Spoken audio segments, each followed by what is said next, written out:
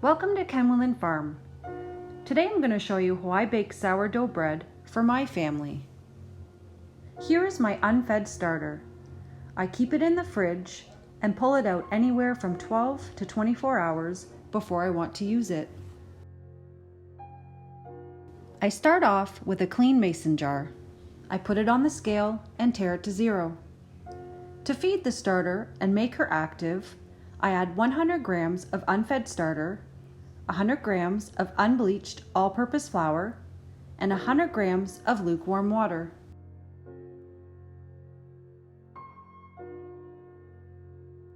First, I add the unfed starter. As soon as I reach 100 grams, I tare my scale back to 0.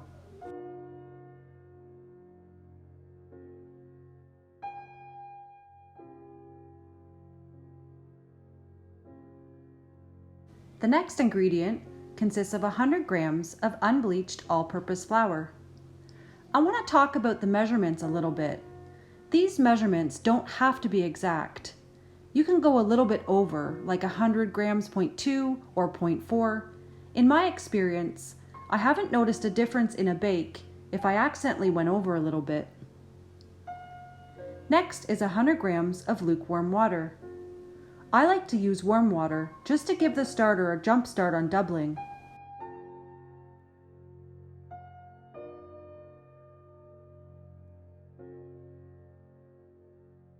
I'm going to stir this all up and make sure it's fully incorporated.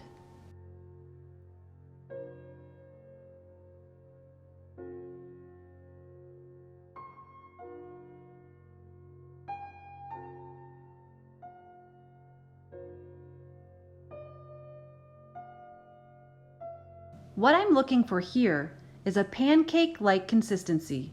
It should be thick and not runny.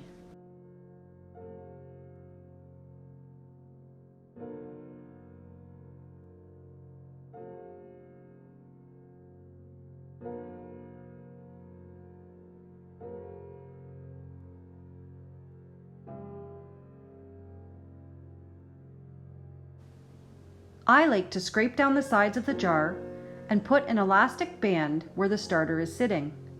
This way, it's much more visible and easier to tell when it has doubled in size.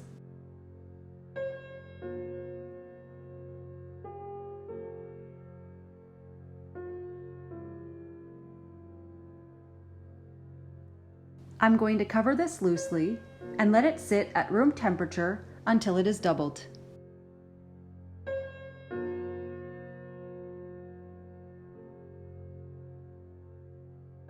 As you can see here, it's starting to rise. In this photo, it hasn't quite doubled yet. You can see it has now doubled in size and is exactly what I'm looking for. The recipe that I use for my sourdough is 475 grams of unbleached all-purpose flour, 10 grams of salt, 325 grams of lukewarm water, and 100 grams of active starter. I start by putting an empty bowl on my scale and tare it to 0. First, I add 475 grams of unbleached all-purpose flour.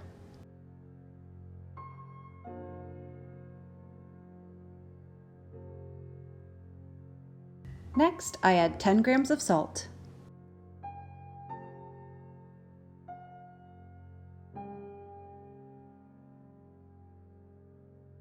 My next ingredient is 325 grams of lukewarm water.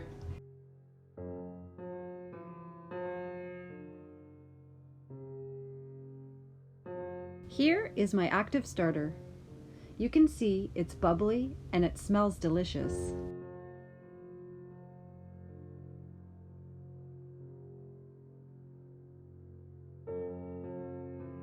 I add 100 grams of bubbly active starter. When I add this into my water, I want to make sure that it floats. The floating indicates that it's definitely ready for me to bake with. I give it a quick mix, and I add it to the flour and salt.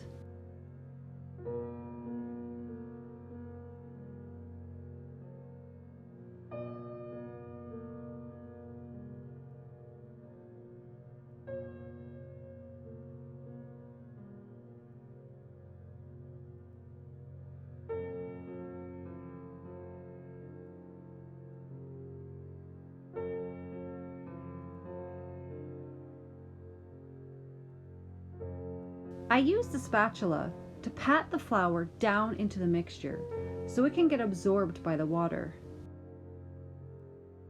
During this time, all you're looking to do is incorporate the flour with the water.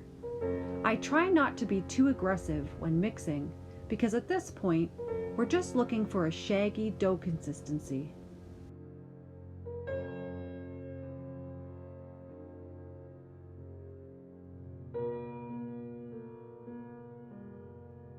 I check the bottom of the bowl and make sure there's no flour sitting there and scrape the sides down.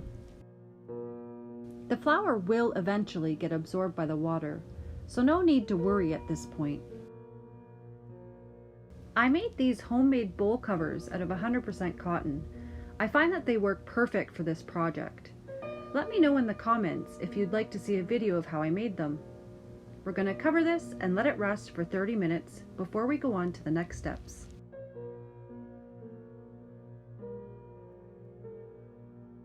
This is the active starter that I use to make the bread. I like to scrape the sides down of the jar just to clean it up a little. Once it's clean, I can stick it back in the fridge for next use.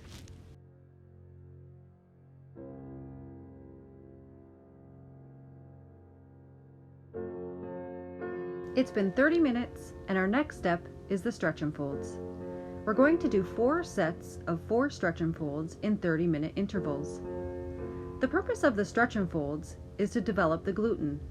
The gluten holds the bread together and helps the dough rise by trapping gas bubbles during fermentation. It also helps give this bread its unique texture. To do the stretch and fold process, you grab a piece of the dough in your hands and you pull it up, stretching it towards you. Then, fold it onto itself. Try and be careful not to tear it. At this point, you might notice that the flour still isn't fully incorporated with the water, but don't worry, it will usually happen by the next set of stretch and folds. Rotate the bowl and repeat this process 3 more times for a total of 4 stretch and folds.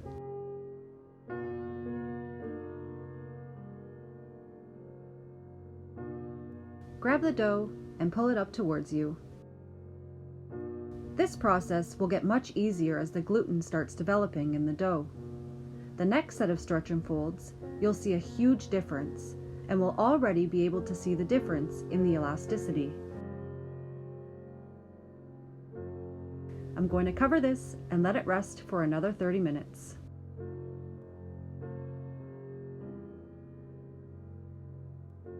It's been 30 minutes and I'm going to repeat the same process as the first set of stretch and folds. I grab the dough, pull it up toward me, and give it a nice stretch. As you can see here, the flour is now fully incorporated, and the elasticity is much better. This set of stretch and folds is much easier than the first set.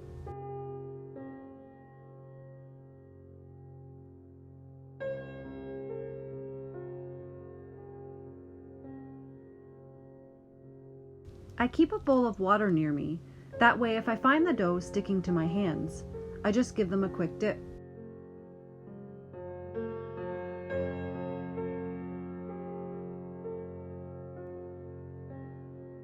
I'm going to cover and let it rest for 30 minutes. This is the third set of stretch and folds. We're going to repeat the same process as before.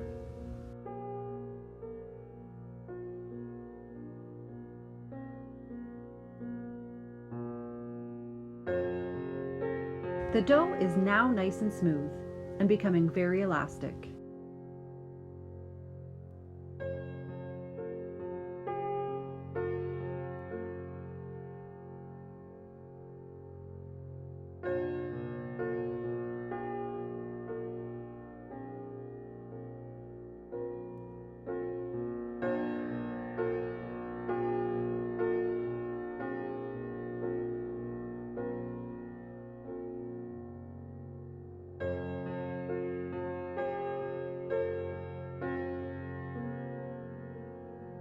Cover and let rest for 30 minutes.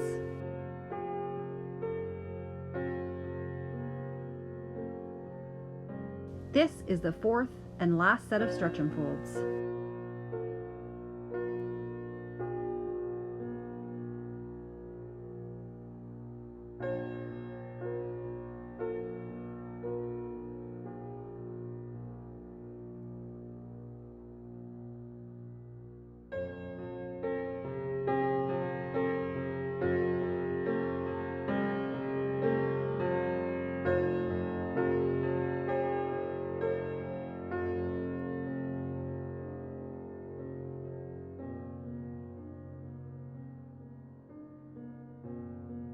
After this set of stretch and folds, I'm going to take my dough and put it in a straight edge clear container. I want this to bulk rise, which means double in size, so I want to make sure that I can clearly see that it has doubled. So for me, a straight edge container works the best. I grab my dough and put it in the container.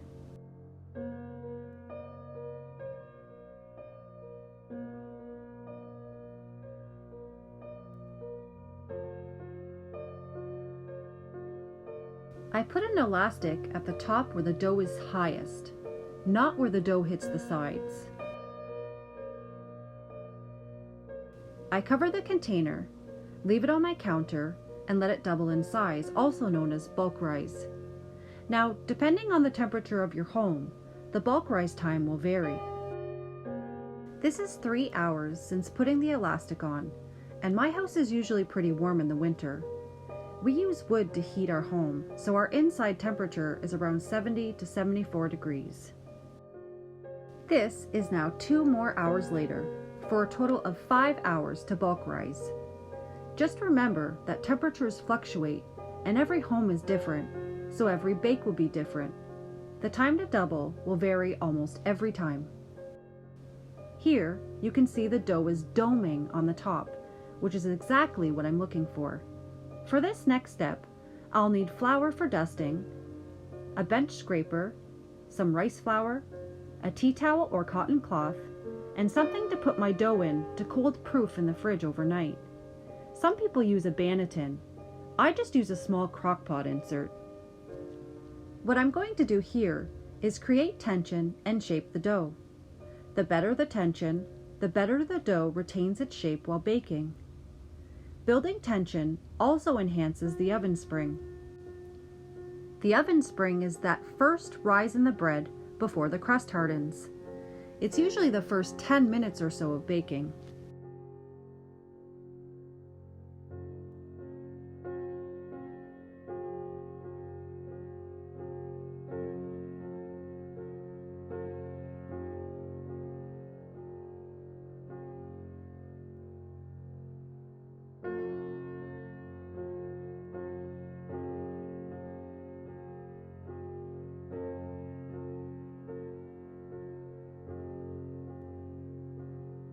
I'm going to stretch the dough just a little bit and fold it over onto itself.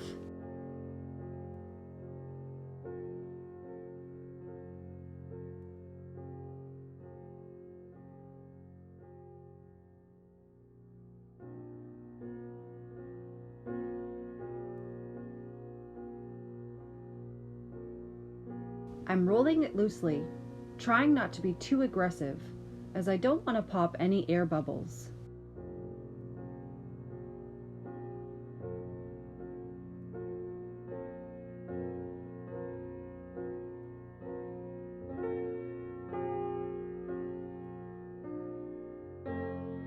I start by grabbing the dough and pulling it towards me. This is creating tension on the top of the dough, the surface.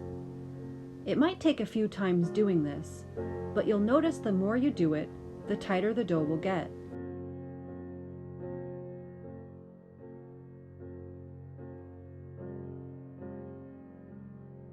I use my fingers to kind of tuck the dough under itself as I pull it towards me.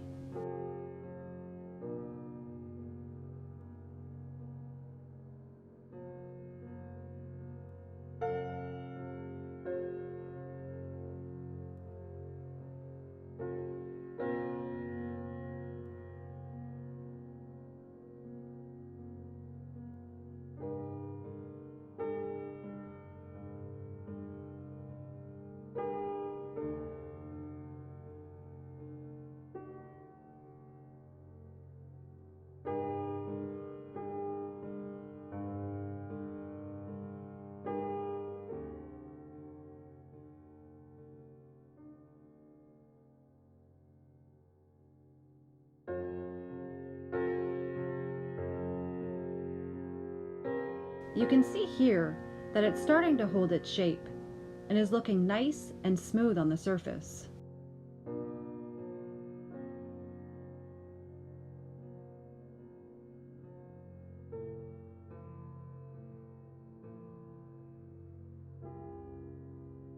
I grab my tea towel or cotton cloth and I cover the center with rice flour. I like to use rice flour for the cold proof because all-purpose flour can get sticky and doughy. The rice flour doesn't absorb as much moisture as the flour would and is a much better option so it doesn't stick to the tea towel. I give the dough a final shape with my bench scraper.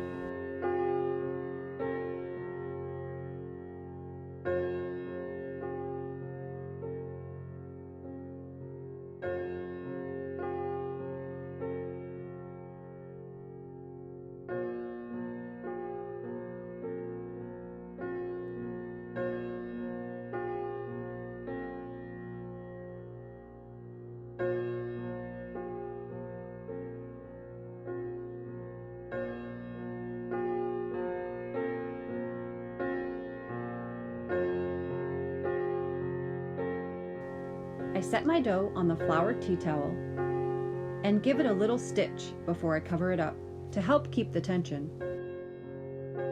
I'm going to cover it and put this in the fridge overnight, also known as the cold proof. I usually keep mine in the fridge for about 10 to 12 hours. You can leave it anywhere from 6 to 24 hours, depending on the sour taste that you like. For me, I find that any more than 10 hours, it tends to overproof and I get a flatter looking bread. It's now the next morning and I'm going to preheat my oven to 475 degrees. Be sure that you put whatever you're cooking your bread with into the oven so it can preheat as well. I don't have a Dutch oven. I use a larger crockpot insert. My lid had a plastic handle, so I took the handle off and I filled the hole with a piece of parchment paper.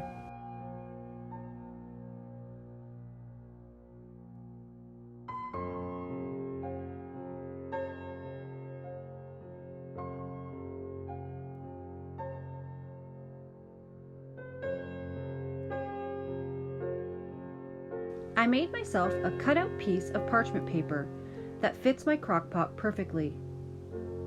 I also made myself a sling out of a longer piece of parchment paper. This just makes it easier that I can lift it in and out of the crockpot.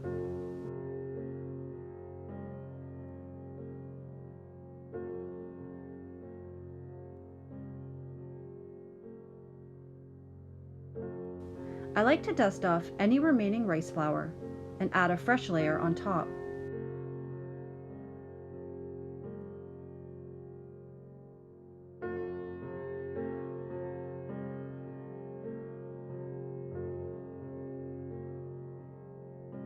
The next step is scoring the dough using a sharp blade. This is my favorite part of the bread baking. You can get creative and do almost anything. I'm doing a series of light scoring for a pattern on the bread. I'm basically just scratching the surface.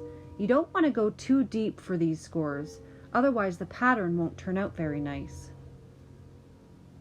Here, I do a deep score, which is also known as the expansion score. This score is where the bread is going to expand the most during the rise.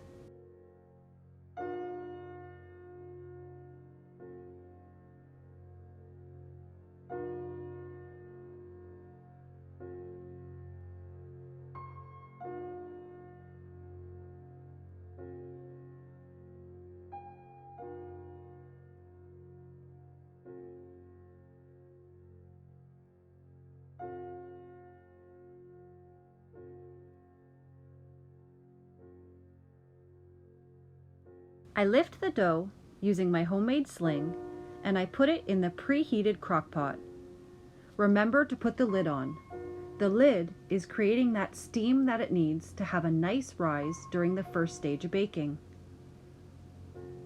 As soon as the dough is in the oven, I adjust my temperature and set it to 450 degrees for 30 minutes. It's now been 30 minutes, so it's time to take the lid off for the final stage of baking. I adjust the temperature again to 415 degrees for 5 to 10 minutes, depending on the crunch of the crust that you like. I leave mine in for 5 minutes. It's been 5 minutes and it's time to take it out.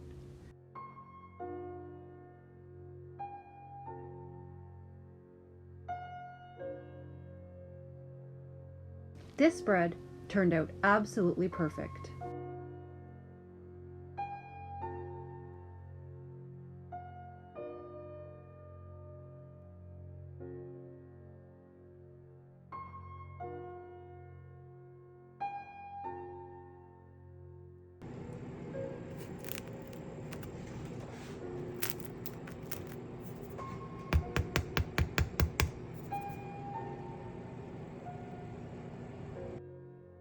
I was hoping to get a video of myself cutting open the loaf.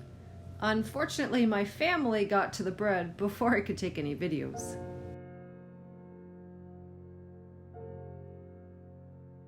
Thanks for watching, and I hope this helps you bake sourdough bread for your family.